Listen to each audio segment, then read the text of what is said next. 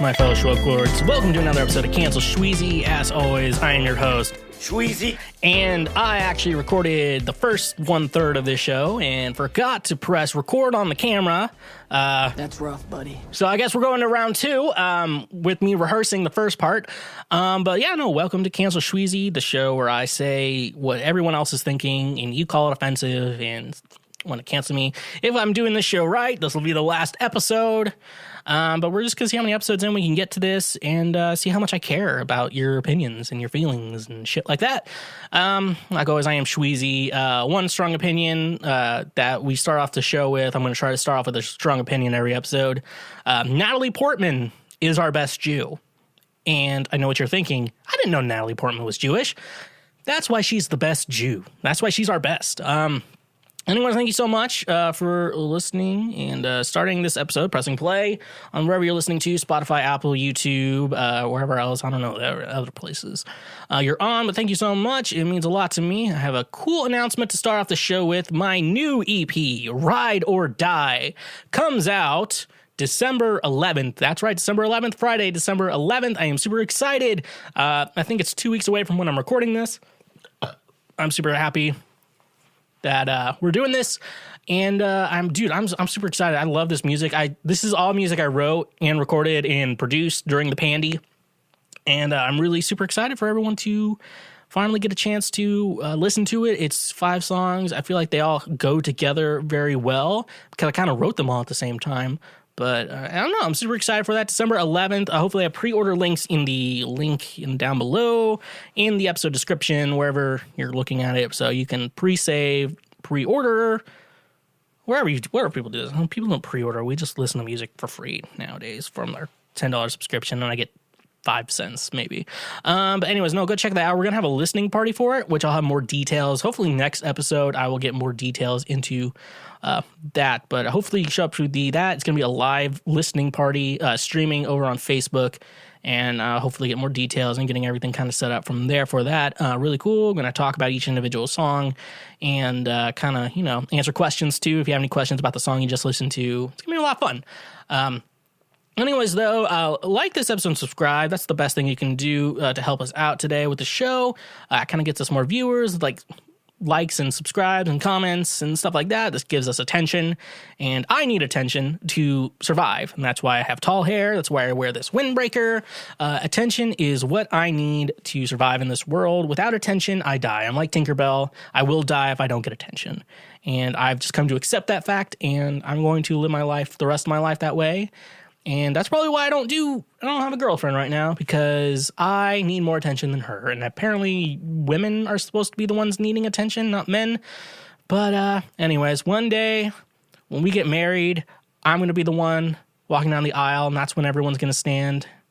And that's the attention I deserve. So like and subscribe. Give me the attention I need. Every Monday and Thursday at 7 p.m. Central Standard Time, I stream over on twitch.tv/theschweezy, playing some video games. Currently, I am playing Pikmin. I did a Thanksgiving Fortnite stream, but I'm playing Pikmin 3 Deluxe, which is super fun. I found out I love that game, and I'm having a lot of fun playing that. But it's easy to get distracted, so I have to do some off-air stuff. But no, it's super fun. Go follow me over there. There's 2 buttons on Twitch. There's a follow button and a subscribe button. Now, typically, a subscribe would cost you $5. However, if you have an Amazon Prime account, like most of us do, it's 2020. We all do. Jeff Bezos is the richest man in the world. If you have that, basically, you get 1 free subscribe a month. And with your Amazon Prime account, if you connect the 2, you can subscribe to the Shredcast, and that gives takes $5 away from Jeff Bezos that otherwise he would have. So always hit that subscribe button, support me, basically for free if you already have an Amazon Prime account, but that's the best way to support me financially. But if you want to support me the best way financially, we do have a Patreon page. Patreon page has 1 tier right now, $5 a month, and you get ad-free episodes of the Shredcast. It is a great way to support me, and that way you don't have to listen to ads in these shows, and it's only bullshit and no advertisements. So really great. But like always, if you just want to subscribe for free, you just want to listen to the show for free and still want to support me, just like the show, subscribe on YouTube, just to have a grand old time. I am inevitable, and I need attention. So people, please give me the attention I need. That's why I do podcasts. That's why I do music. I need attention. Please give me the attention I need. I know it's controversial, but yeah, I need the attention, and that's why I'm so fucking hilarious. All right, let's get into the news that I've already gone over, but God, I can't believe I didn't fucking press the record button. I pressed it on my audio stuff, but I did not press it on the camera, and I played myself. I didn't get. You played yourself. I don't know why I don't have that by DJ Khaled, but that's rough, buddy. And I also got to remember to use my soundboard more. Yeah. Also pretty good because I went on this whole rant about how I'm going to beat the shit out of Micah, and so I probably shouldn't be talking like that. I love Micah. Micah, if you're listening to this, I love you, man. I do love you. I only pick on you because I love you. And I get mad if other people want to go my level of picking on you.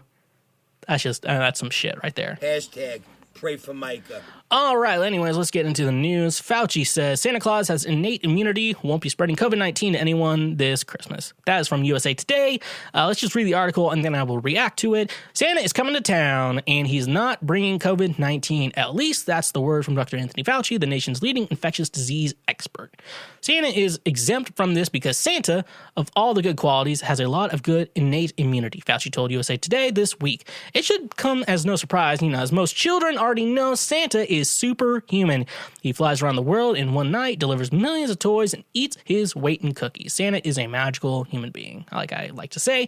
But the millions of Americans already sick with COVID-19 children have been worried about Santa, especially this Christmas Eve when he visits millions of homes, and there's no denying that Santa, because he is older and overweight, would at first glance appear to be at higher risk of developing severe disease from COVID-19. Fauci is telling kids not to worry. Santa is not going to be spreading any infectious disease anybody says. So obviously Santa is a magical human being. He's overweight. I think everyone's worried because this disease basically goes against older obese people, which is Santa, but Santa's also magic. And so I feel like that's good. So as long as no one plots to take Santa's magic away this Christmas season, that's probably a Christmas movie. Right? So as long as no one does that, I think Santa is going to be fine. I'm glad to hear this good news of all the bad news that's always coming out. I'm glad to hear some good news every once in a while that Santa Claus is coming to town. And we don't have to worry about Santa getting sick or spreading anything. But however, if you catch Santa kissing your mom, she could get an STD, which for Santa, I like that. But your dad will not like that because then your dad gets genital warts, and no one wants genital warts. Actually, I think I've said this before though, but I feel like the worst part about getting an STD is having to call all your exes and telling them this. Like, I don't want to contact any of my exes. That sounds like awful. That's like the worst part of it. So, but no, it's weird. Like if you talk to women, like, have you been tested? I'm like, yep, no STDs. That's not the test I was talking about. I was talking about COVID. Oh. Yeah, I don't have that either. All right, anyways, though. But some good news coming out of this week. Santa's going to be fine this Christmas. We're all going to die, but Santa should be fine. So, you win, you lose, you sing the blues. There's no point in buying concrete shoes. I refuse. All right. Here's, now, to go from an upper to a downer. A man goes to the doctor for depression over his wife's affair. ... Turns out the affair was with the doctor. Ooh. That's rough, buddy.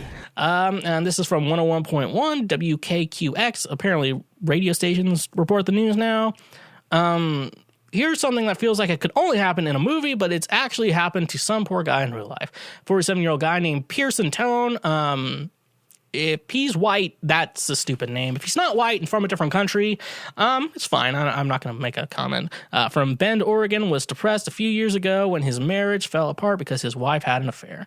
So he went to the family doctor, a guy named Ronald Rosen, to get both counseling and a prescription for his depression.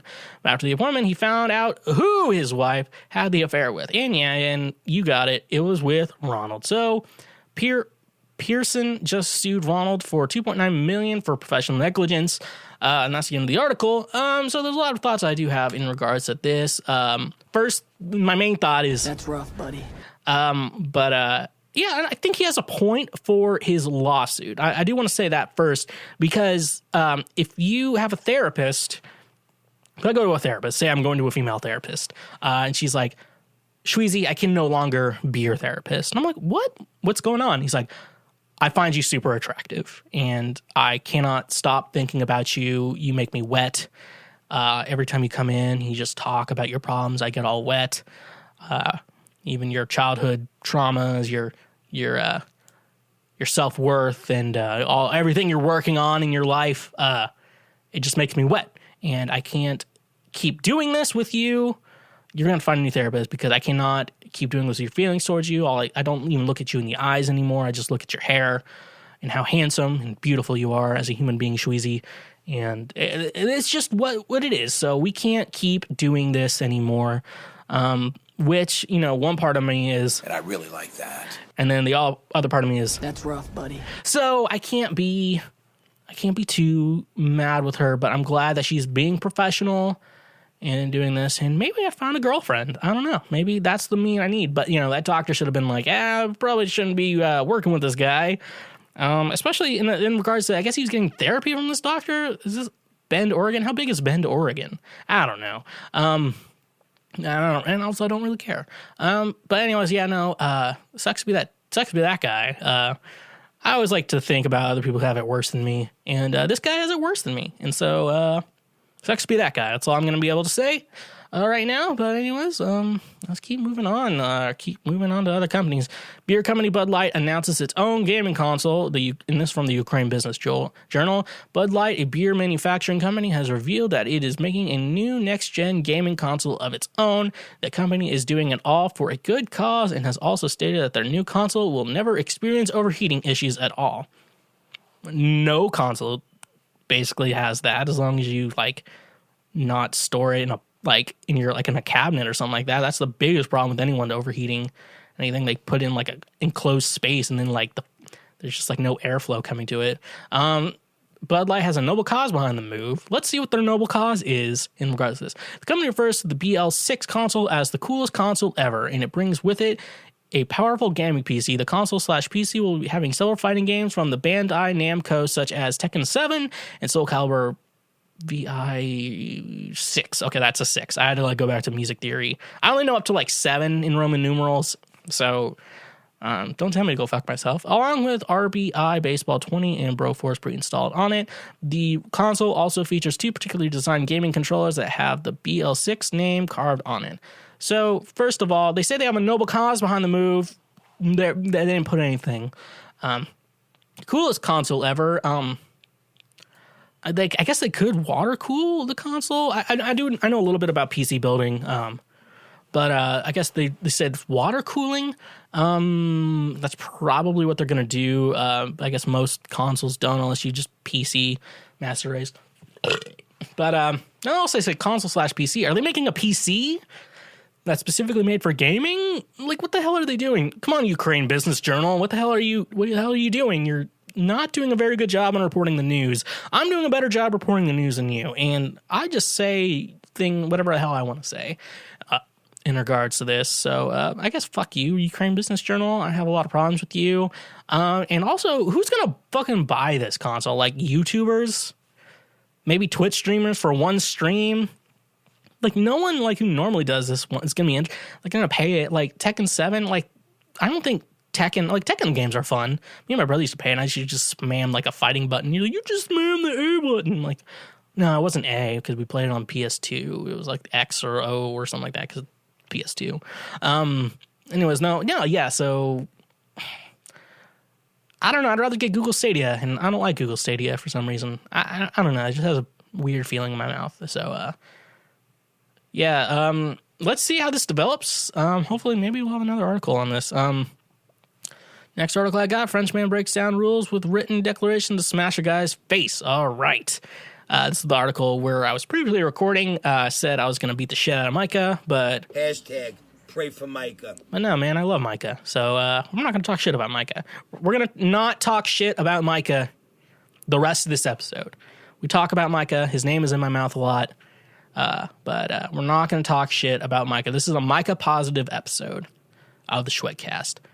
This isn't the Schwedcast. This is Cancel Schweezy, okay? Cancel Schweezy. And with that, let's get on to this article. I'm going to have to roll my sleeves up for this one because this one was my favorite. Frenchman breaks lockdown rules with written declaration to smash a guy's face. I love this. The Pigeon Express. French man has been fined for breaking lockdown rules after declaring in a written statement that he was leaving his house to smash a guy's face in. Police said in a statement, the 39-year-old man living in Brittany, northwestern France, was hiding behind a car when he was spotted by a police patrol. He appeared to be drunk. Police said he was questioned, and officers discovered that he was carrying a flick knife. Now that's gonna be a problem. That's more of a problem to me. I'm like, you need to do a fist fight like a real man. Police checked his explanation for being outside and found that the man had a lockdown declaration stating, I've gone to smash a guy's face in. That's my excuse, and it's a good one. Daniel Kurdson, Lannion police chief, said officers explained this wasn't a legitimate reason. Wasn't a legitimate reason. He would be detained overnight. Somehow he wanted to respect the law because when he was questioned at the police station, he insisted on the fact that he was less than a kilometer from his home, Kurdson said.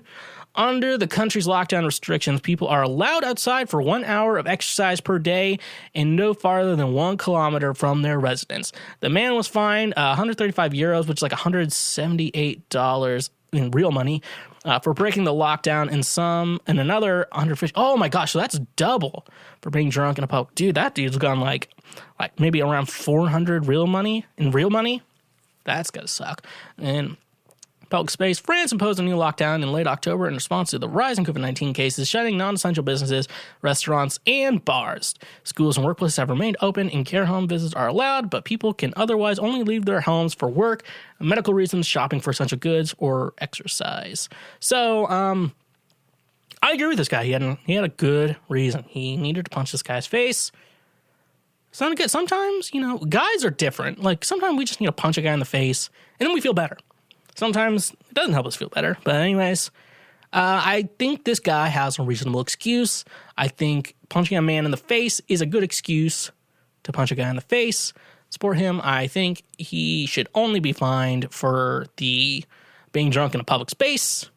But he sounds like he was pretty under control. That's one thing, though. Like, I guess, like, being in trouble. So back when I lived in a small town, I was at a bar. I drove to a bar. I was like, I'm not going to get drunk. I just have a drink with some friends, and then I'm going to go home. And then I just ended up drinking too much because Long Island iced teas at my old bar or for some reason haven't killed me. And then I was like, I'm going to walk home. And then I walk home, and I'm obviously drunk. Obviously, I decided not to drive. And then as I'm walking, a cop just you're under arrest. And I would think that's unfair because I'm just being responsible and not driving. But then I guess there's also times where you harass other people. That's more of harassment, not public intoxication. So I don't know. I feel like maybe the drunk in public could be okay, but I feel like he had a good enough excuse. So I feel like this guy's good. All right. So the last article we have today, youths revive thief with energy drink for another round of beatings. Vanguard NGR. I'm assuming that means Nigeria. It's somewhere. Sometimes I get South America and Africa mixed up. I think this is Africa. Some Ghanaian youths have reportedly helped a man to regain his strength for round 2 of beatings after being beaten over a suspected case of theft. According to reports, some young men in Takoradi, Ghana, gave an energy drink to the thief so he can regain himself to receive another round of beatings. An eyewitness who shared the story online said the hoodlum was caught right in the act of stealing. Instead of handing him over to the police, the area boys took the matter into their own hands and gave him the beating of his life. That's rough, buddy. Noticing that he's weak from the beatings, the thief was given rush energy to recover so that the beatings can resume. The eyewitnesses posted a photo of the moment the alleged thief was seen taking the energy drink as youth surrounded him. The picture had an inscription which read, "Welcome to Takora, Ghana, where subsequent to beating a criminal, we offered him a container of Surge caffeinated drink so we can beat him once more. You perceived how kind we are, no spot like tidy." Damn, it sucks to be that thief. I think we should take this up in America, not with thieves, but with child predators and sex offenders, because they deserve it. And I feel like beating up sex offenders and child molesters and shit like that, everyone can get on board. And one thing I and Garth can agree on. And I really like that. So let's do that. Let's take this up in America. Let's start beating the shit out of bad people. If you murder a kid, we're going to beat the shit out of you. And and I just want them all to know. I identify as a fucking threat. So we're going to beat the shit out of those people. And that's all I'm going to say in regards to that, because I have a lot more things to say this episode, and I'm not going to put all my energy into child predators. Okay?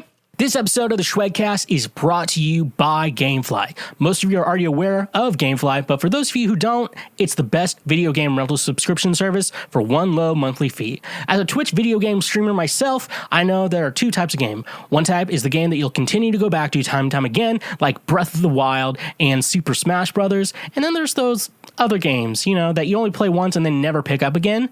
And that is where Gamefly is perfect. Most games come in at around $60, and these new AAA titles come in at $60. But with this link in the description of this episode, your first 2 months will only be $10. I'm a subscriber myself, and I played through Pokemon Sword, and I loved it so much that I wanted to keep that copy. And with just a click of a button, and you just pay the little extra money, you get to keep the game that you rented from Gamefly. You don't even have to worry about anything else, and they'll go ahead and send you to the next game. I'm excited for the month of October. I will be getting into Luigi's Mansion because that is a very spooky game, and that's Halloween, so it's the spooky season, which I am super excited to play that game. I already got it in the mail, and I'm excited for once October kind of rolls around, I can start playing that game, and it's super fun and awesome. I love Gamefly. Like I said, I'm a subscriber myself, but you can get your first 2 months for $10. You just got to use the link in the description of this episode, and you know what? Start playing those games. This episode of the Schwegcast is brought to you by FNX Fitness. FNX Fitness is committed to creating innovative supplements of the highest quality that provide focus for a productive morning, energy to thrive all day, performance supplements to reach new goals, unique sleep and recovery formulas to support any sport, and healthy supplements to support an active lifestyle for years to come. They also have a fantastic clothing line so you can look good while you work out as well, which I always like to look good working out. Hashtag pray for Micah. We all know the drill. With your purchase of any product from the FNX Fitness website, they even donate a gallon of water to a child in need, so you know that each purchase you make really is helping someone out. Using promo code SCHWEGCAST or link in the description of this episode, you can save 15% off your order. Again, that is promo code SCHWEGCAST or link in the description down below. Save 15% on some great performance supplements. All right, and I am back from the commercial break for non-Patreon members. So I recently watched, time for a movie review. We all like the movie reviews. Somehow that part, that's the thing. I'm working on the show. And so we're at episode 8 right now. So it's still pretty young. And so I'm looking at what's good, what's bad, what we need to cut, what we need to extend, decrease. And for some reason, everyone loved the movie reviews, which started from me getting drunk one night and watching Charlotte's Web. Now movie reviews are the best part of the show for some reason. So I watched the Lizzie McGuire movie. So let's get into that. So here's my review of the Lizzie McGuire movie. It came out in 2003 on Disney Channel. Was it ever in theaters? I don't remember. Anyway, so they start the film. So I got some problems with this film. Obviously, I have a lot of problems with a lot of things. I think just the Jewish side of me coming out. First thing I want to say is, so at the beginning of the movie, it's Lizzie's middle school graduation. And they're like, so you're the class treasurer, Lizzie. So it looks like the president of the school is sick. I think they said Ebola. How old is Ebola? And then they're and then the vice president wasn't graduating for some reason. Usually the people in student council are the smart kids. So apparently so third is all right, Lizzie, you gotta give a speech today. What? Hey, this is last minute. Most people prepare speeches. Not a lot of people. I'm thinking a lot about my friends who could bullshit a speech if they were told they had to give a speech last minute. Micah could do it, but he has a lot of public speaking. He's taught public speaking. Josh could do it because he was a minister, pastor for a minute, so he could probably pull it off. I could do it, but I'm not going to say it's going to be good. I could do it. I'm not saying it's going to be good. It's just I have those typically you see me. I'm right now. I'm doing this. I'm entertaining right now, and I guess it takes a bit out of me to do it. It's just a switch I turn on, and I can do that. It's just entertainer mode, and then Then when I'm not home, I'm just like, yeah, okay. And I'm just like pretty quiet and just like to myself, or I just, I'm talking to my friends. Like, I don't know. It's just an entertainment to me. But no, and especially this girl is 14 years old, I'm assuming. You're not, seriously, you're going to make her like give a speech unprepared at the very last minute. No situation would that ever happen. So I don't like unrealistic things in movies, okay? Okay? I don't like unrealistic things. And this part for me is very bad. Going on, Gordo, I forgot how much of a simp this guy is.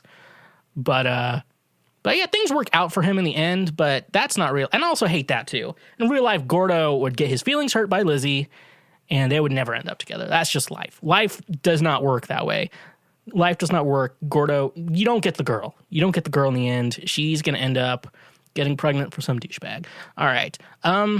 Also, Kate in the movie, Lizzie's rival, she's just a bitch for no reason. And then, like, later in the film, she just decides to not be a bitch anymore when she finds out Lizzie's with Paolo. But yeah, Kate's just being a bitch she's just a bitch, and then all of a sudden she's not. I'm like, what kind? There's no, like, character development in this. She just, like, finds out a secret about Lizzie, and they're like, let's be friends now.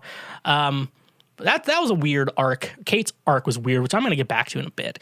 Also thought Ethan Kraft, his name was Ethan Klein for a minute, and I was like, no, Ethan, those are totally two different people, if you're not aware of H3, so be aware of that.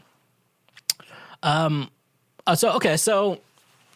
watching the movie, like, obviously you meet Paolo, looks like an adult man, and I'm just like, wait a minute, how old is this guy? Like, he shouldn't, Lizzie's 14, I'm like, how the fuck old is this guy? Because this kind of sounds like grooming behavior that's going on starting in here.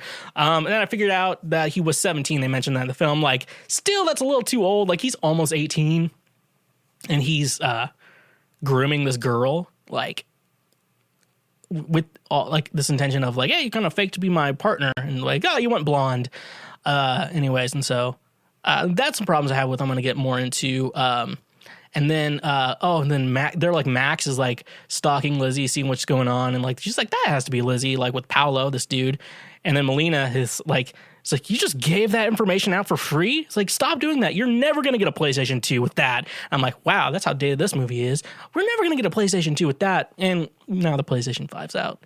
That's a good time to be alive.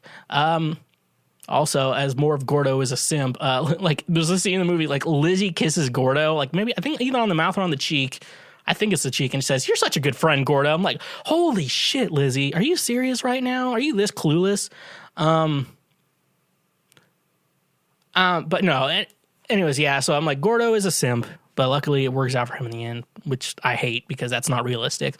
But no, let's go into more of this grooming with Paolo. Like, he's telling Lizzie she's great and how amazing she is, and like trying to convince her to, like, hey, you should play sick so you skip your class trip. You're 14 years old. There's nothing wrong to go with that. I'm 17. I'm almost a legal adult. In America, I don't know about where Italia or Italy, anything like that. But it makes me uncomfortable as a 27-year-old man watching a 14-year-old get groomed. That's my conscience, and you listen to the show, you know what my conscience is, watching a girl get groomed, a 14-year-old get groomed specifically. That made me uncomfortable, and I didn't like that at all. Fuck Paolo. I do not like Paolo at all.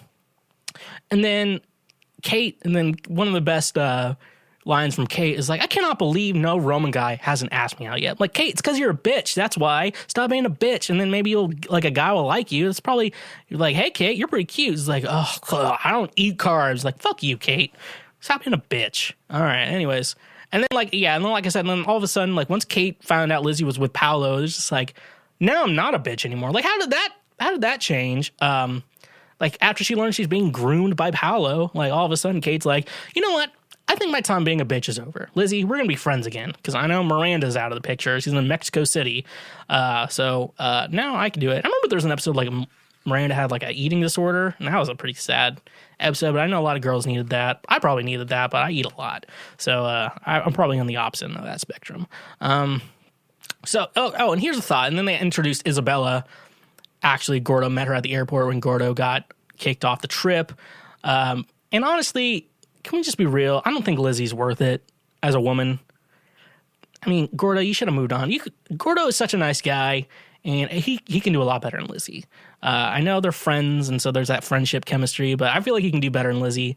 You shouldn't ruin your life for Lizzie. So that's one thing I would say. Next, and I know Isabella. So when Isabella showed up and Gordo was at the airport with her, I know Isabella is played by Hilary Duff, but I like Isabella way more than Hilary and / Lizzie in general. I don't know why I do, but like she was funny and cool and obviously had talent and stuff like that. So I think Isabella was that. I think Gordo should have ended up with Isabella. Let's just be honest. Isabella was the best. So he still kind of gets the girl who looks like Lizzie. So if like looks department, he's still good. But for anyways, like that. So we do that, and so they're heading to the concert. One problem I had, so I'm like I looked at the soundboard, like some, I have a degree in music technology, so I do know a bit about live sound, but my basic is in music production, audio engineering and stuff like that. With that though, so there's a lot of problems I had with that. It looked pretty legit for the most part, but there's a couple problems I had. One, they were using headset mics, like the Garth Brooks headset mics, or the mics here. That way you have your arms free. Garth uses it because he likes to play guitar and sing, and it's kind of like him. And he's also in a pretty big stadium with Garth, so like he's kind of like circling around, trying to like reach people in the back and stuff like that. And you can't do that standing in one particular spot, so that's why Garth does it. A lot of people don't like it, but I think Garth Brooks does it very well. But a lot of artists do it because they're dancing too, but they were like barely dancing. And so what was the fucking point of the headset mics? And like NSYNC, I've seen them, they've held mics and danced. I don't know why they needed to do that. It was just stupid to me. For that, they should have just had real mics, like just handheld mics. Like for some reason, wireless would have worked. The stadium's pretty big. They could have gotten away with wireless. If I'm just saying, I want a wireless. That's my, wireless mic, that could have worked out. Another problem with it in the faders, like on the soundboard, like it was like this like thing connecting 3 different faders, 1 for Lizzie, 3 for Lizzie, 3 for Paolo.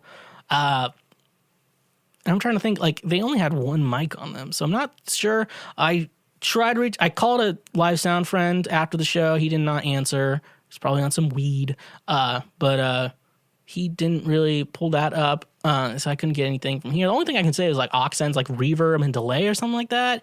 But why would they be in unison? That's another thing. I don't know. That could make sense.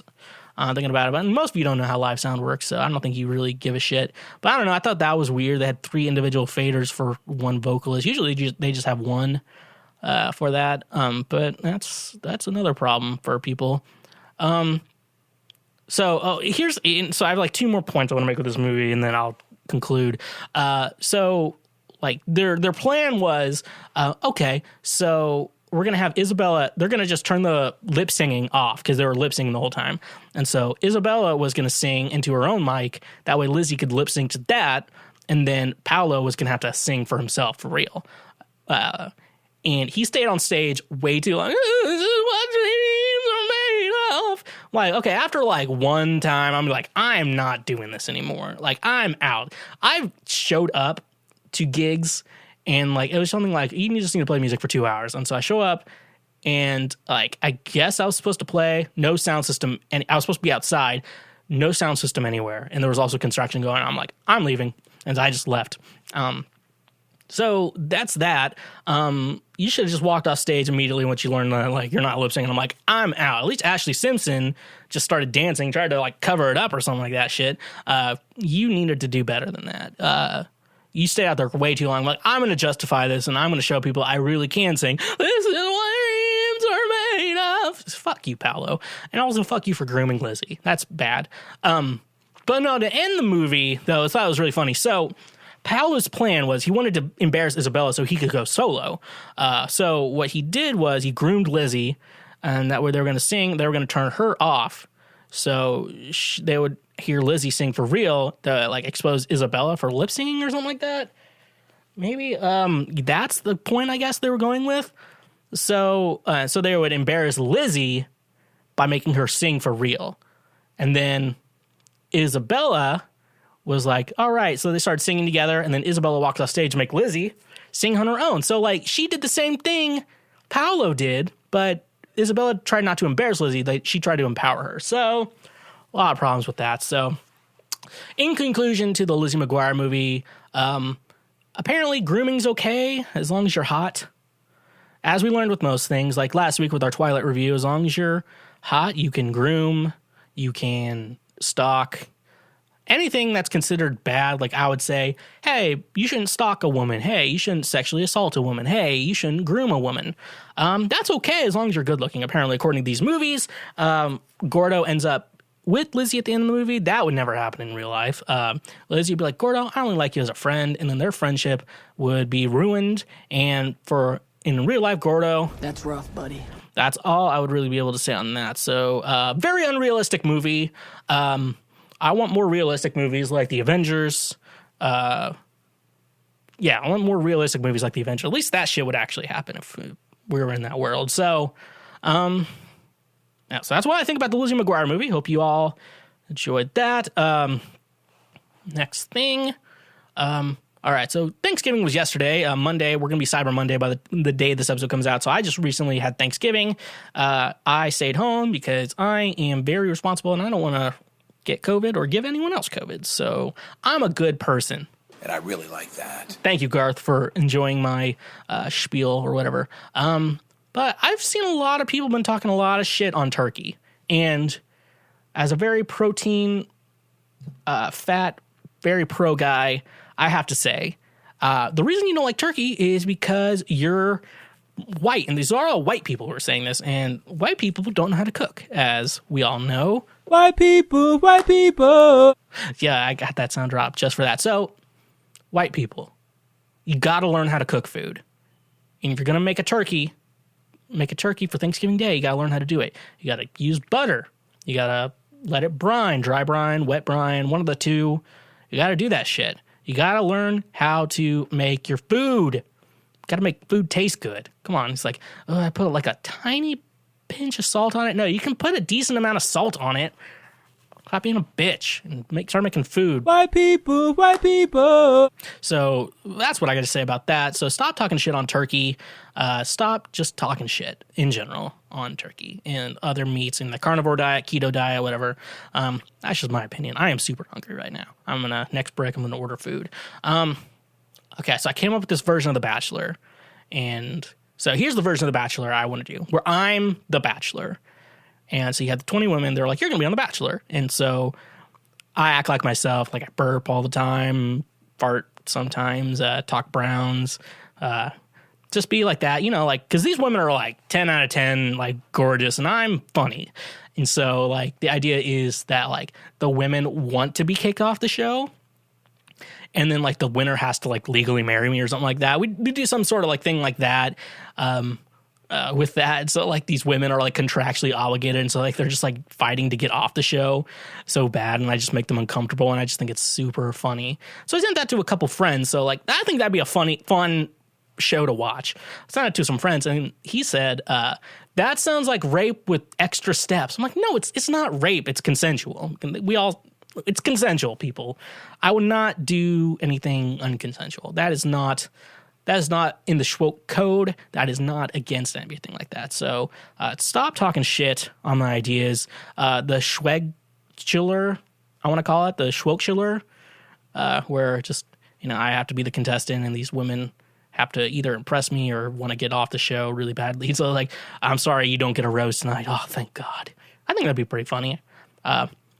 I have an alcohol update. So some of you know I'm stopping drinking for a little bit. Tuesday night, I did have a drink. I had some vodka, and I just wanted to make sure I got rid of all the alcohol in my home.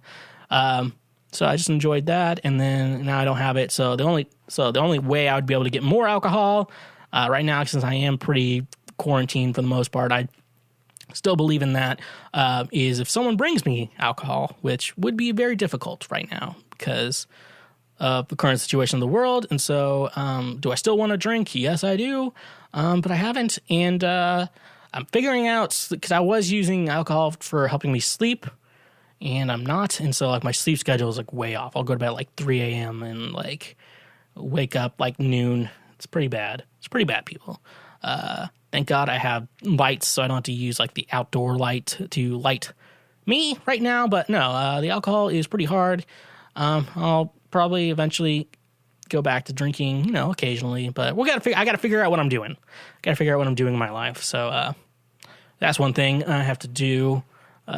So I just wanted to update you all on that. It's still hard. If you're having a problem stopping drugs or everything, it's hard. And you're always going to want it. So just wanted to update everyone on that. So don't give up on your problems. I probably will eventually, but you shouldn't. So do what I say, not what I do. Also, so we've been talking. So the vaccine for COVID, we got like Pfizer said 90% effective. The one Dolly Parton was funding is 95% effective. So that sounds pretty good. But also I'm thinking like this means we're getting into the final season of COVID-19. It's like a TV show with a lot of problems. I'm thinking like this is going to be where the anti-vaxxers rise up. Because I'm already seeing those same people. Like I talked about the hot woman I met over the internet who was very against masks and thought the flu shot was indoctrinating and trying to do bad things to people in regards to that. And so this is going to be their fight. Their fight's coming soon. These curfews and everything, it's coming soon. So they're going to be in the fight for their lives. And they're going to bring up side effects of the vaccine, which all vaccines do have side effects. But I'm pretty sure like maybe like a headache or something like that. Like your nose is going to get stuffed up for a day or two. Like it's going to be a lot better than COVID. And most people can survive the sniffles. Not a lot of people can survive COVID. So it's good. So just, look at the side effects. And also if it's approved by the FDA, it's going to be okay for us to take. We need to stop with these dumbass conspiracy theories.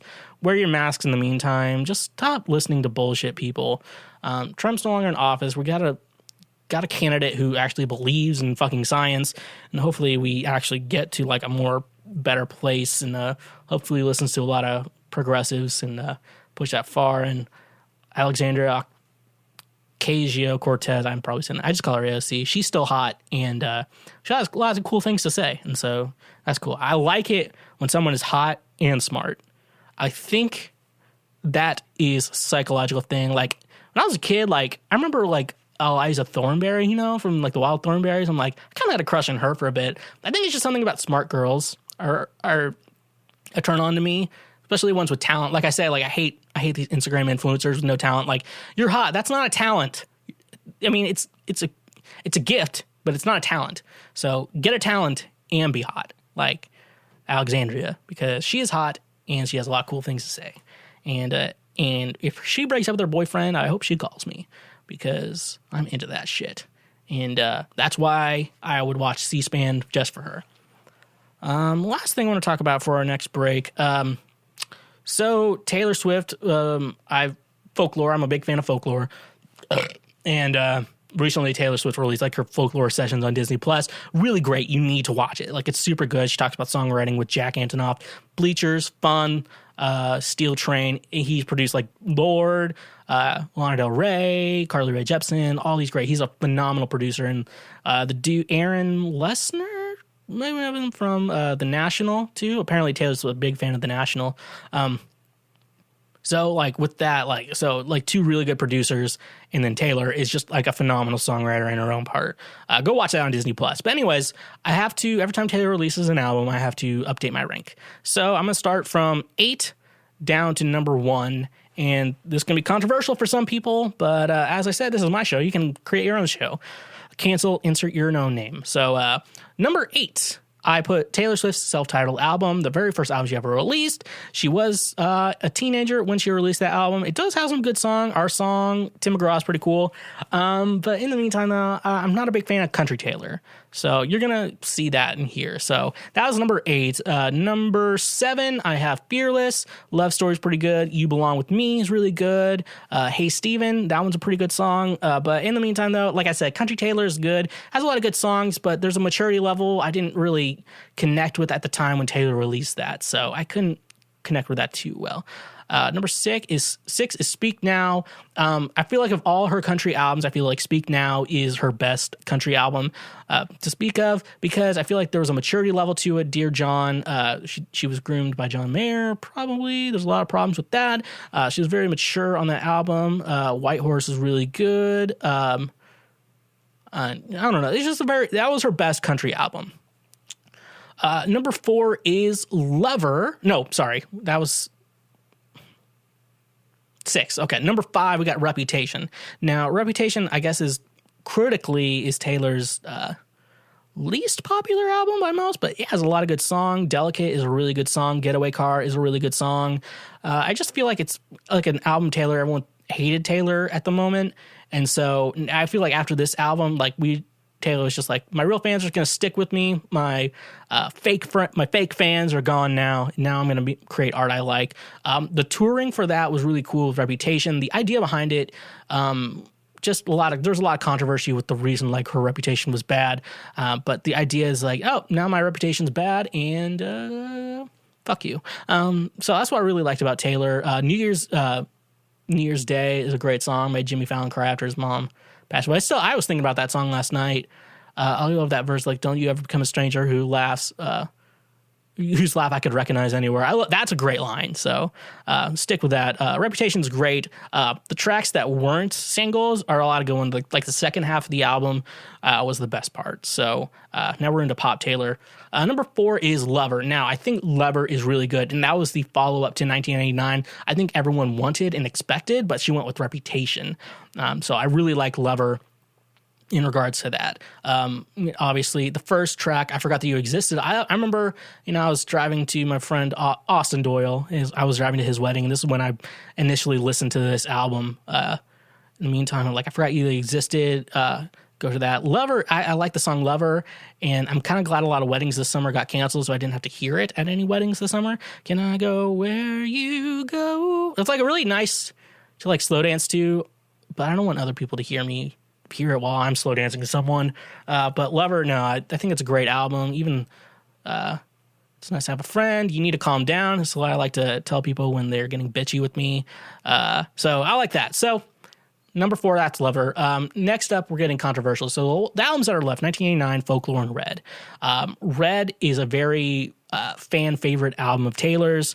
Folklore is her new one, which critically acclaimed people are loving right now. So 1989, I think, is one of her greatest. So this is going to be the part where it gets controversial, people. Number 3, between 1989, Folklore, and Red.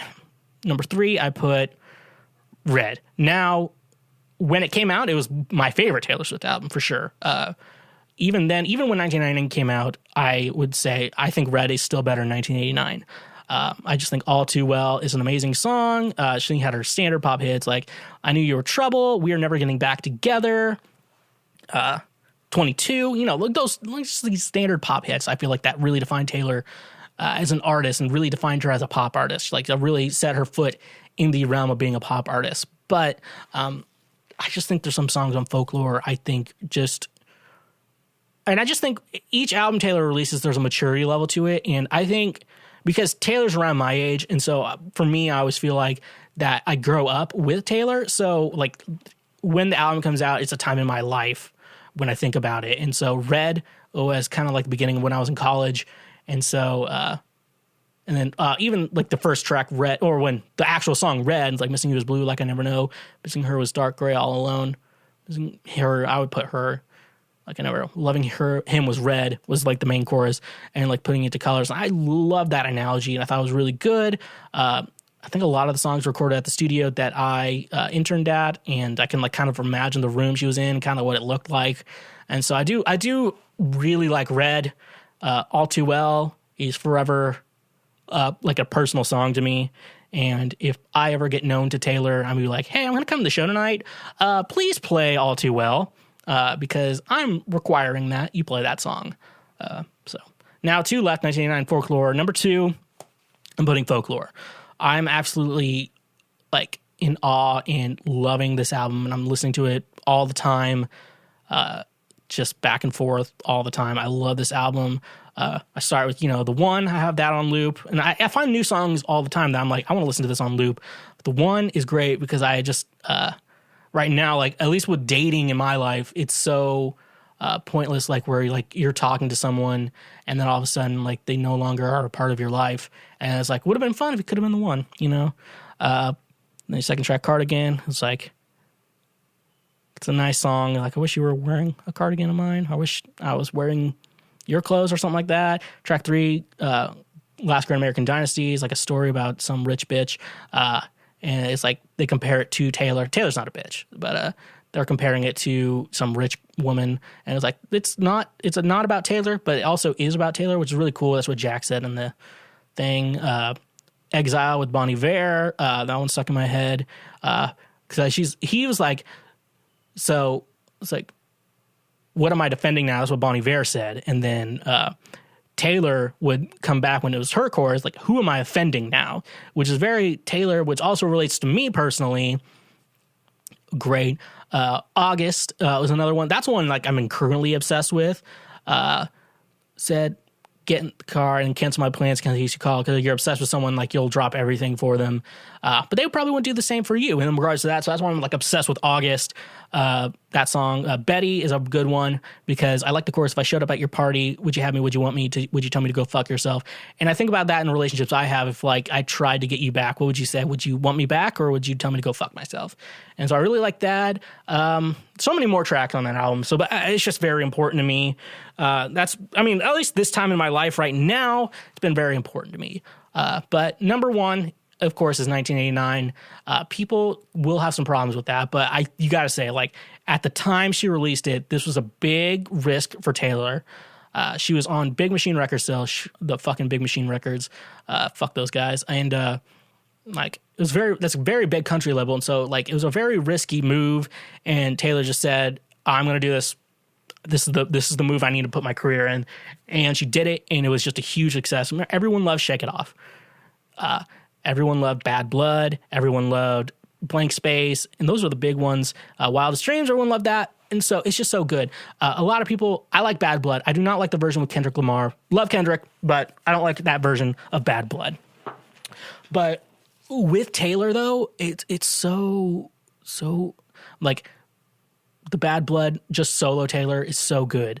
I Wish You Would is probably my favorite Taylor Swift song on this album.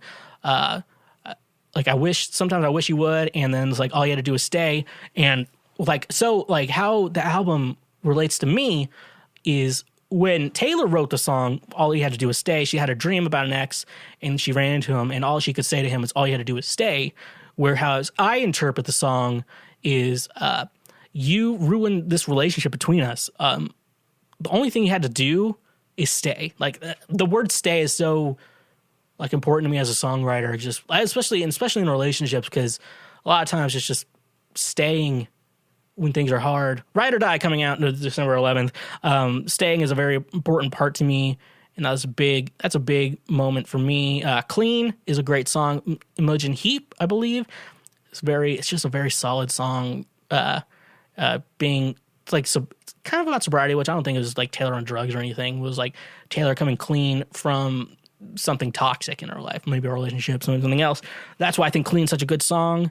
I think that's the end of it. And then there's the bonus tracks, Wonderland, which people love those. And apparently it's about Taylor with another woman who had an Alice in Wonderland tattoo, and then she got it removed. But that's up to you to decide. I'm not your mom. But anyways, that's my ranking of every Taylor Swift album. If you have a problem with it, leave a comment, concern, email me at theshwegcast@gmail.com. More than happy to talk to you more about that. This episode of the Schwegcast is brought to you by Duke Cannon Supply Company's Beer and Bourbon Box.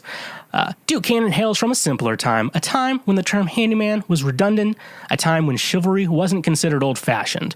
Duke Cannon's purpose is simple: to make superior quality grooming goods that meet the high standards of hard-working men.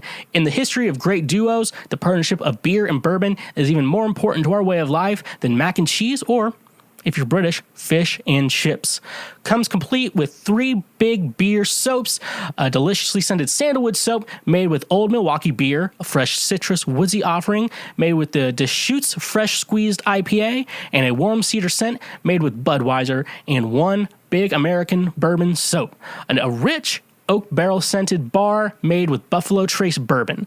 A perfect gift for the gentleman who appreciates a fine drink and a distinguished fragrance. Use the link in our description to get free shipping on your order over $20. This episode of the Schwegcast is brought to you by Honey.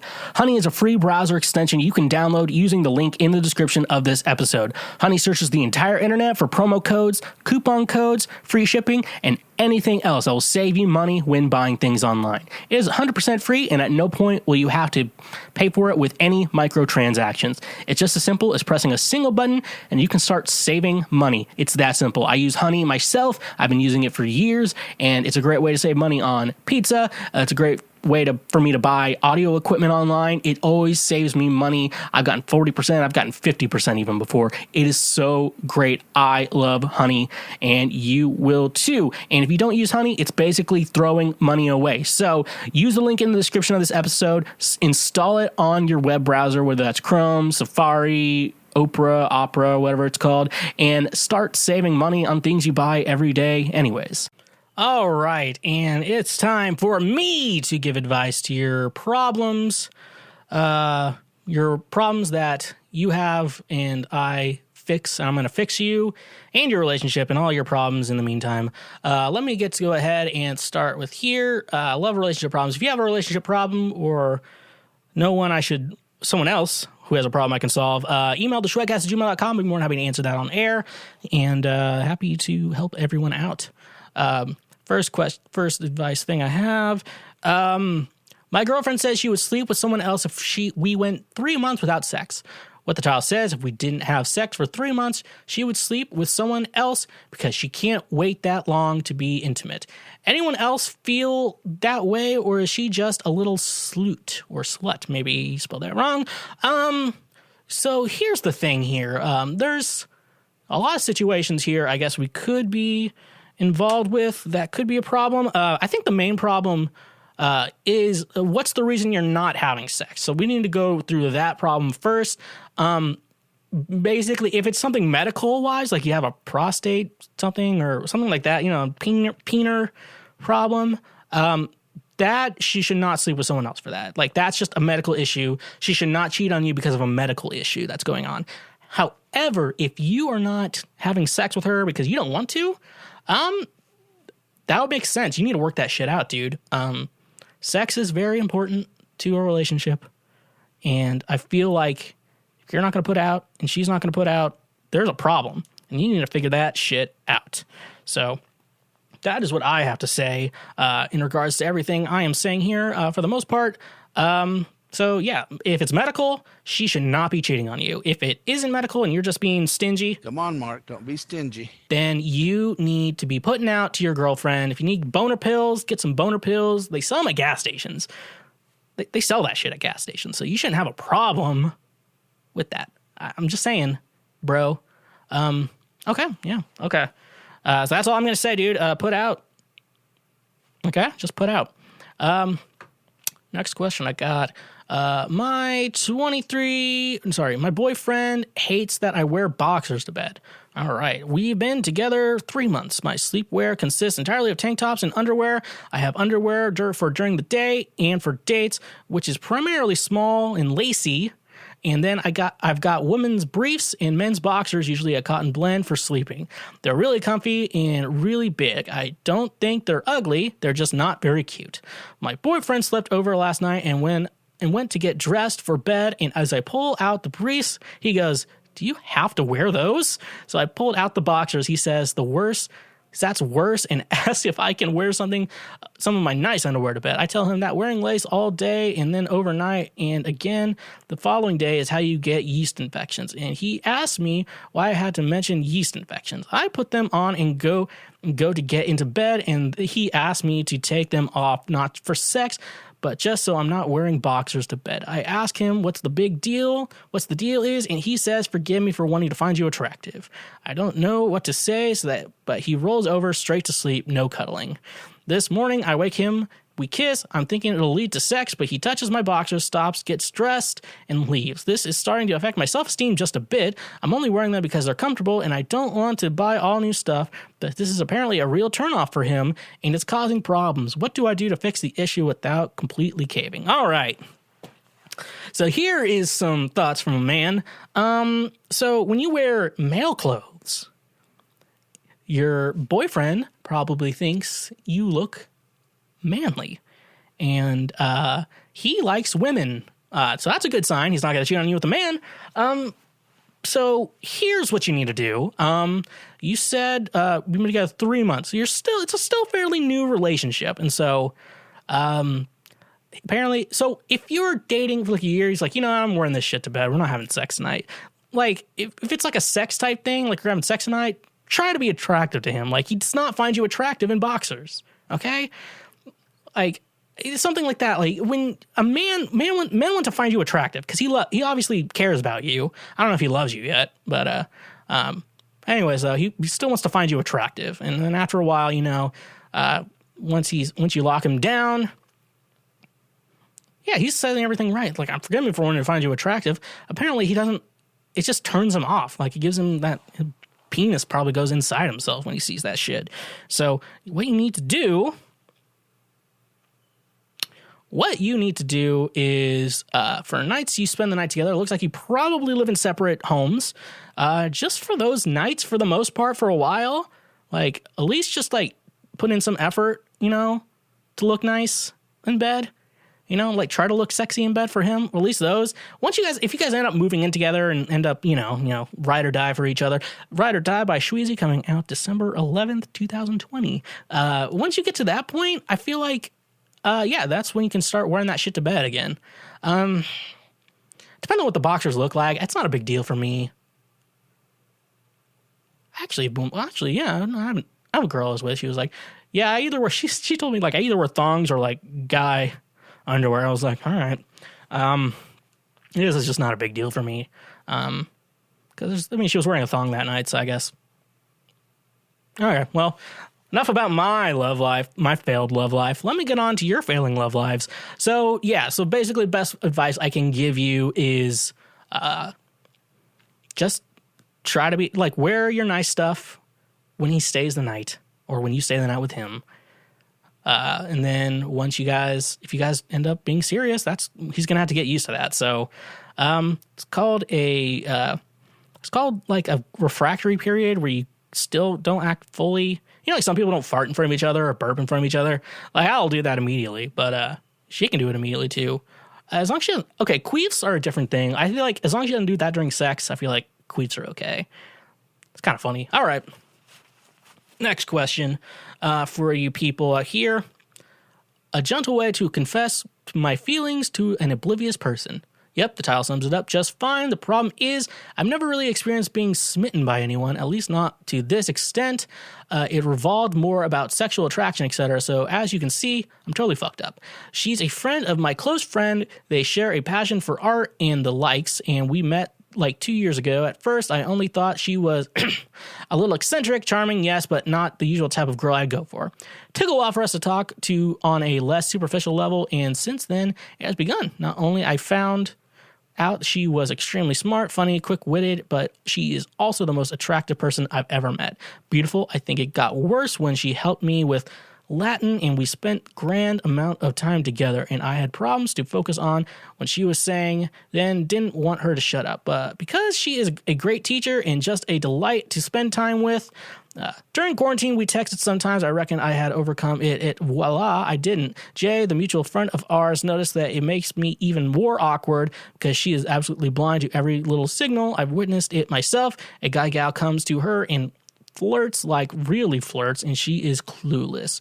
So any suggestions what to do? I don't want to frighten her or to put her in a situation when she would feel like a pressure her into doing anything. On the other hand, I'm stumbling over my words, blushing like a virgin, and thinking about her all the time. No kidding. I even see a cookbook of desserts and go like, wonder if she has it at home, or see a certain mannerism in the movie and again, think of her. Feel you, buddy. And most importantly, I haven't really got interested in someone else, which is surprising. And when I went for a fling, I didn't enjoy it at all. So any tips, suggestions, or words? Thanks. That's rough, buddy. All right, so here's the thing, man. And this is from my life experience. From what I want to tell you, to figure this out, you need to figure out if she likes you first. Like you gotta confirm if she has any interest in you whatsoever. So if she does show some interest in you, have a conversation. Maybe you two could work something out, go on some dates, figure your feelings out. Let's do that. That's a great way to try it out. Anyways, if you don't think she has feelings for you, women prefer that you die with those feelings and just bottle it up and store it away forever and die with it, because women are not like they are in movies. They do not want to hear that you love them if they don't love you back. That's all. Women only want to hear that shit from like Ryan Gosling or Channing Tatum. They only want to hear that information from someone they really like. So I would not ruin your friendship with that. Women prefer that you die with your feelings in regards to that. Some women may be wrong, but yeah, let's put me an example. You wouldn't want me to do that to you, would you? If you do, and you're a hottie with the body, hit me up. No, I'm saying that women prefer that you would die with those feelings if they do not reciprocate those feelings back towards you. That's advice from me and advice I can give to you. I guide others to a treasure I cannot possess. So just try to figure out what her feelings are first. Figure out her feelings, and then if you think they're mutual, then I would go for it. If not, just die with it. But move on, die with it. Develop a drinking problem like I have, and live with it. That's how we live with life. We die with our feelings, and then women are like, why don't men are emotional? Because of that shit. If he confessed his feelings towards you, he'd die. He'd die inside, and you want him to bottle it up and die with it. Fuck you. All right, anyways. My crush has mutual feelings, but isn't ready to date now. So I'm 18 now, and recently I confessed to my crush, and she reciprocated my feelings. However, after discussing about it more in depth, she told me that she isn't ready to date and doesn't know when she'll be ready. She tells me to find someone else as she doesn't want to waste my time. I feel like I'm willing to wait for her since it's her that I want to be with and not anyone else. I'm just feeling very lost as to what I should be doing right now. All right, so I'm going to tell you this. If it's confusing, just leave this bitch. You should leave this bitch immediately. Be gone, fuck! New sound drop for that. But no, seriously, if it's confusing like that, she says she likes you, but she doesn't want to be with you, there's a lot of problems there. That's a big red flag. You don't think, when you're in the situation, you don't see that as a red flag. That is a huge red flag. She says she likes you, but doesn't want to date you. That's a big red flag because she wants to keep you around, but she doesn't want to commit to you or be your ride or die. Ride or Die by Schweezy, coming out December 11th, 2020, if I mentioned that yet. So anyways, tell this thought to be gone. Be gone, fuck! And all I can say is if she tells you that she cannot live without you, tell her, then die, because you shouldn't live with her. You shouldn't have to deal with that shit. I know you have feelings for her. Just tell her to fuck off, because that's what I would tell you to do from someone in that same situation. Because if she's saying, I just want to give that advice to everyone listening today. If she says, I have the same feelings towards you, but I don't want to date you or be with you, that is a red flag. That bitch is a thought, and you tell her, be gone, fuck! That is the best advice I can give you in regards to that. So don't be a simp. Just walk away from her. That's all I'm going to tell you to do. Move on and do not want her back. And if she can't live without you, tell her to die. So, all right, next question here. Okay. See here, we got a couple more coming here. We got some funny ones too, so don't worry. Oh, here's a good one. This one's gonna be for everyone here. My grandparents walked in on me getting spanked by my boyfriend. All right. I was raised by my grandparents and gave them a key to my place for emergencies. Well, my grandma gets really worried if you don't reply to her text in an hour. Looks like she has some problems. This specific day was the first day I saw my boyfriend in weeks because he had to go abroad for work and we wanted a bit of alone time. So we put our phones on silent so we wouldn't be disturbed. Apparently, my grandma wanted to pick something up for her and got worried when I didn't pick up the phone or respond to her messages for a few hours. She decided to come over to my apartment with my grandpa since she was worried and used the emergency key. When they walked in, I was splayed over my boyfriend's lap and we were both buck naked. Since we are the only people that live in the apartment, we do whatever we want, wherever we want. This time on the couch, which meant that my boyfriend's hands hovering over my bare ass was the first thing my grandparents saw when they walked in.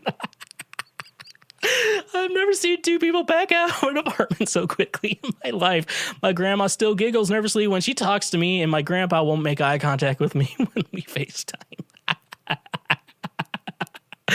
How do I make this less awkward? I talk about my sexual preference is not one that I want to have with the people that raised me. So, first of all, I want to say in this situation, this is your home. This is his home too. Wait, do you live together? I think you live with my grandparents. I saw my boyfriend. Okay, so it looks like you do live together. Because we were working here. I'll just assume that you live together. Anyways, the only thing I can say is, hey, that's your home. If they walk in on your home, I'd say I kind of feel that way. My parents were good. I never walked in on my parents, but I feel like if I did, all I can say, it's their home. Like, when it's your home, you should be able to have sex anywhere you want. And if someone walks in on that, it's their fault. Should have knocked. That's the thing. They should have knocked. That's all I can say in regards to that. Anyways, how to make things less awkward? Just don't talk about it. And eventually it'll go away. It's awkward. So if you both don't talk about it, and it'll go away. That's like most problems. A lot of times if you ignore them, they go away. So ignore your problems and they'll go away. I sing so badly on this show. Can I admit that? I sing so badly on this show. And I'm like, didn't you go to school? Don't you have a music degree? Yeah. So anyways, yeah, with you and your problems, ignore them and they will go away. They're the ones at fault because they walked in. They should have heard you having sex. You should maybe make more noise during sex. If we're going to make them the victim, make more noise during sex so they can hear you before they walk in. All right, next question. Boyfriend is upset that I want to take a voice acting job for a hentai game. He takes it as a break of trust and says he'll probably break up with me. Okay. Basically, I used to get bullied for my voice in high school, and it just really made me feel pretty insecure about it until I got into anime and the community. People would tell me my voice is cute and that I should definitely sell it, and lately, a whole lot of time in quarantine made me think a lot. I've been seriously considering it. VTuber was the obvious choice for me, but it's pretty expensive, so I have to do something to get some money first. I invested the money I had into a good mic and started sending out auditions to several studios that were looking for VAs. I told voiceover artist. I told my boyfriend about it and even mentioned some adult games I sent it for, but he didn't really question it, so I figured he either doesn't mind or doesn't care about what I'm saying. Anyway, one of the studios actually responded and gave me a role of one of the main heroines. It's a pretty mild romance hentai game, and I was just so happy to be giving my voice to such a cute character. Not to mention that I'm getting $300, and while that doesn't cover everything I'd need, it's still pretty useful and puts me a step closer to my initial dream. I told my boyfriend about it, and he was happy for me at first until he realized it's basically a porn game. He started saying shit like he's the only one that should be able to hear me moan, and that he'll probably never be okay with the fact that there's some weeb out there jacking off to my voice. I tried to tell him that I always wanted to be a voiceover artist, and this is a huge opportunity and a necessary step for me, but he wouldn't hear it. He said I'm being selfish and that I shouldn't consult it with him before I sent the audition. He's pretty much told me that if I do it, it will be a major break of trust and that our relationship would never recover. I honestly don't know if he meant anything this seriously, but he's usually pretty serious about this kind of stuff. I really want to take the opportunity, but at the same time, I don't want to break our relationship. We had some bad moments, but mostly good ones. I really loved him. Should I not take the job or try to convince him? I don't know what to do. So first of all, I'm very interested in the porn industry, and there's like people who do like the hardcore shit, like the fisting and shit like that, and they have boyfriends and husbands and stuff like that, and their relationship works fine. Like they're porn artists, and they kind of like they take their feelings out of the porn, and the sex with the actual partner is very, very good and stuff like that. So the fact that there's a lot of girls out there right now with OnlyFans, and when I think about it, I think about like, I want a PS5, obviously. I want the PlayStation 5, and I think you doing that can help me get that. And I'm very pro OnlyFans to get me a PlayStation 5.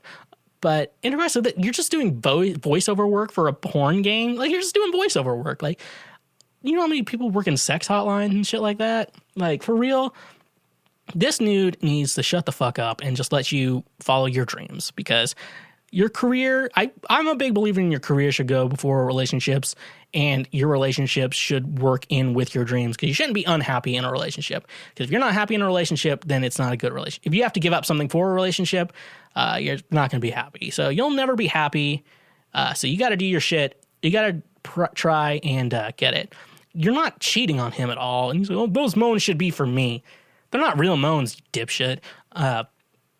Probably fake moans, obviously. She's just voiceover work. Like, God, and you're getting money for that? Have her buy you something. Maybe you should buy him something nice. Maybe he'll shut the fuck up. But no, if this is worse and this is like ruining your dreams, like I tell women all the time, like, I'm not going to give up my music career for you. Like, I don't plan on doing that. So, like, you're going to have to take that with me. And that's the way it is. So tell that dude to shut the fuck up and follow your dreams, because you're not cheating on him. You're just sounding like a little girl in a cartoon. And it's okay if you have a girlfriend or a wife and someone's jerking off to them, be okay with that, because you're the only one who's actually having sex with her. And just get over it. Shut the fuck up. All right. Next question I have. Does my friends with benefit have feelings for me? I've been hooking up with this guy since June 2019. He would hit me up once a month. Fast forward to March 2020. He sees me online and messages me saying, "You're back online? I guess I'm not doing it for you anymore." Mind you, at this point, I haven't seen him in 6 months, okay? Or spoke to him in 3 months. Over the summer, he would view my profile online, but never message or text me. October, he hits me up, and we have been hooking up weekly. I don't know how to figure this out. I don't want to go online again and have this guy pop off on me. Anyone else been through this? All right. So best thing to do, since you are established friends with benefit, if he starts having feelings for you, you stop having sex with him.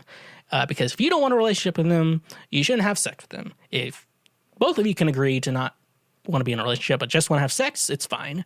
So that's rough, buddy. So remember that. And if he doesn't take that and he's just like, I want a relationship with you, Be gone, thought! tell him to be gone. He's a male thought. So remember that. Just so you know, remember that you don't want to be in a relationship with him. It's just sex, and he wants more than that. You should probably break it off, because someone's feelings are going to get hurt. And that is not very cash money of you. So be it as you may, tell him to be gone. And yeah, I'm assuming these are white people. So remember that. All right, so we're on to our last question of my advice. I know you've all been very adamant towards this. Help. Thanksgiving Day text from X. Don't know what it means. All right, I'm going to decide what it means. I'll figure that out. So, me and my ex were together for 1.5 years. We struggled during quarantine, and we got into some fights that were hurtful for both of us. We called it quits in September, and I moved out few weeks later. Both really still cared for each other, but felt maybe the relationship wasn't working. We talked about being friends immediately after we broke up, but when I was moving out, we decided that we needed to give each other some space. It seemed like being in contact with each other was pretty much off the table at this point.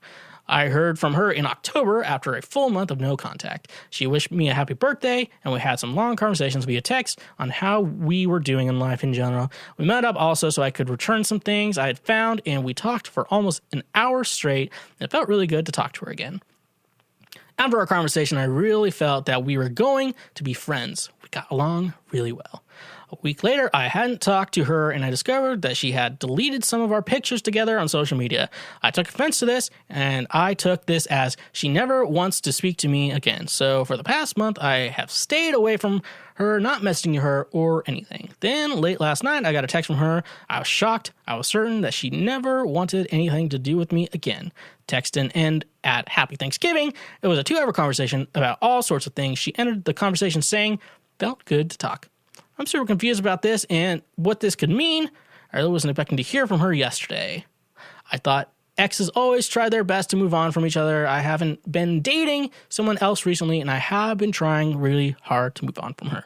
So, I can't really tell you what she's thinking. I can only tell you what to do. Obviously, you have to decide, do you want to get back together with her or not? If you do, maybe try to work that out. But if not, it sounds like you both are trying to move on. And tell her to fuck off. If that's the case, if you move on, I think you should move on for her, because I feel like if she keeps coming back to you, she is lonely. And if you're lonely, you shouldn't text your ex, because that's trouble. You should tell her to Be gone, fuck! And if she doesn't take the hint, use more real language. I don't necessarily think it's necessary to be friends with your ex. I only think it's necessary to be civil with them. Like, at least not be an asshole to each other. That's all I can really say. I'm social media friends with some of my exes. But for the most part, I don't talk to my exes anymore. We just passing by social media posts. That's all we can really do. That's all I can suggest. And that's all I can suggest for you to do, for her. Just tell her to fuck off. But if you want to get back together, pros and cons that shit out and decide what you want to do. Yeah, that's it. It's the best I got for you. All right. That's the end of the show today. That's all I'm going to end it with. Thank you so much for listening to Cancel Schweezy. If I did this right, this is the last episode. If not, I will talk to you again next week. If you have any questions, comments, concerns about anything I talked about, said, or you want any advice from me, you can always email cancelschweezy. No, sorry, not cancel. You can email the schwegcast@gmail.com. I'd be more than happy to assist you with any questions, comments, or concerns you have. And also a reminder, if I haven't already said it, my new EP, Ride or Die, comes out December 11th, 2020. Working on the release listening party online, virtual right now.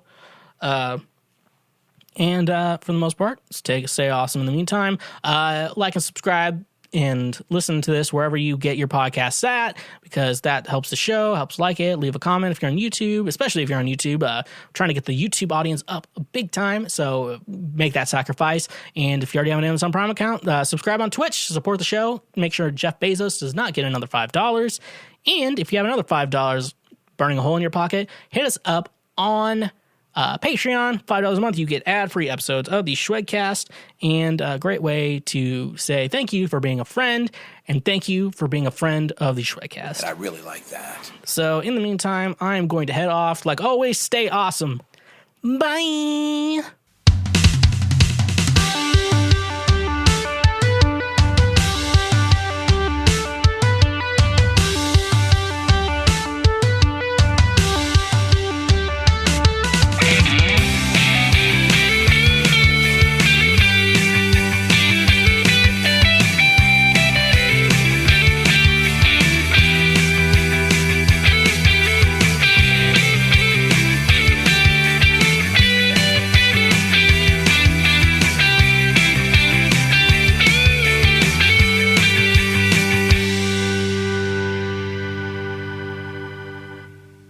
Hashtag pray for Micah.